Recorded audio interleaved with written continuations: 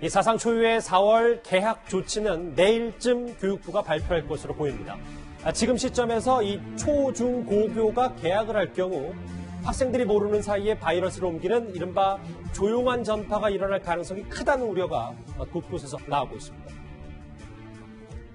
아동 청소년에서 독감 유행이 일어나면 2차적으로는 가정으로 전파가 되고 결국은 또 직장 일을 하는 부모를 통해서 사회로 전파가 되고 소아 청소년 연령층이 증폭 집단으로 또는 조용한 전파 집단으로 작용할 가능성이 훨씬 더 크기 때문에 기도 아니고 그에 대한 준비도 안 돼 있고 지역사회 감염 자체도 안정적이라고 얘기할 만큼 줄어들진 않은 상황이라서 4월 6일 개학 얘기도 지금 나오고 있어서요. 오 교수님, 정부 당국도 지금 보건당국도 이 조용한 전파 집단으로 작용할 가능성이 학교가 크다고 했는데 정말 다른 전문가 일각에서는 콜센터보다 학교가 더 위험하다 이런 관측도 하고 있거든요. 굉장히 위험하죠. 우선은 오랜 시간 동안을 같은 그 공간에서 학생들이 있게 되는데 뿐만 아니라 학생들이 통제가 잘 되지 않습니다.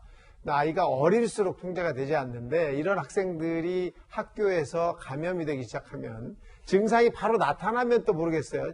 이 젊은 친구들은 무증상 감염이 될 가능성이 굉장히 많거든요. 이러면 그 무증상 상태에서 가족이라든지 지역사회로 전파를 훨씬 더 많이 시켜줄 수도 있고 그래서 그것이 지역사회에 대해 아주 집단 감염을 유발할 수 있기 때문에 지금은 개학을 금방 해서 이 통제가 되지 않는 학생들을 학교 안에 계속 이렇게 수용한다는 것은 상당히 위험하지 않나 이런 생각을 지금 하고 있습니다. 그렇죠. 지금 교육보다는 방역이 우선이니까요. 보건당국도 그렇고요. 오늘 민주당 여당에서도 이 문제를 언급했습니다. 이낙연 위원장의 발언입니다. 각급 학교의 개학은 조금 더 연기하는 것이 불가피해 보입니다. 개학 연기는 불가피하다. 이렇게 상황이 이렇다 보니까 개학을 앞둔 학부모들의 걱정 이만저만 아닐 겁니다. 학생들과 학부모들의 현장 목소리도 들어보실까요? 아직은 좀 시기상조가 아닐까 싶기도 하고 보낸다 하는 자체가 좀 위험할 것 같아요. 개학이 되더라도 좀 안 보낼 생각입니다. 너무 늦게 개학을 하면 전체적으로 학교 일정이 짧아질 거기 때문에 수능을 앞두고 있다 보니까 여기서 더 연장되면 더 늘어질 것 같아서 빨리 개학했으면 좋겠습니다.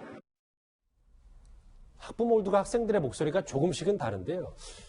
김상현 평론가님. 네. 10명 중에 7명이 일단 여론조사에서는 세 번째 개학 연기 조치에 대해서 찬성하는 입장을 밝혔습니다. 그렇죠. 아무래도 이제 어른들 같은 경우는 굉장히 걱정이 되니까 그 불확실성에 대해서 저렇게 대응을 할 수밖에 없는 거고요. 학생들도 정부가 빨리 예측 가능성을 주면 저렇게까지 걱정할 일은 저는 없다고 봅니다. 그 예측 가능성이라는 건 뭐냐면 공정한 평가가 이루어질 것이다. 그리고 그 평가 방식이 예측 가능하고 준비할 수 있게 예측 가능성을 주겠다라고 해서 미리 알려준다면 아무 문제가 없습니다. 그 수업 일수가 법정 수업 일수가 있는 건데 이것도 그 초중등교육법 시행령 45조 수업 일수 조항에서 규정을 하고 있거든요. 여기에 예외 조항을 그 국무회의에서 넣어가지고 그 통과를 시킨다면 아무 문제가 안 됩니다. 알겠습니다. 일단 이 개학 연기, 대체 사실상 다시 한번 연기되는 흐름으로 가고 있는데요. 내일 교육부의 발표도 주목해 보겠습니다.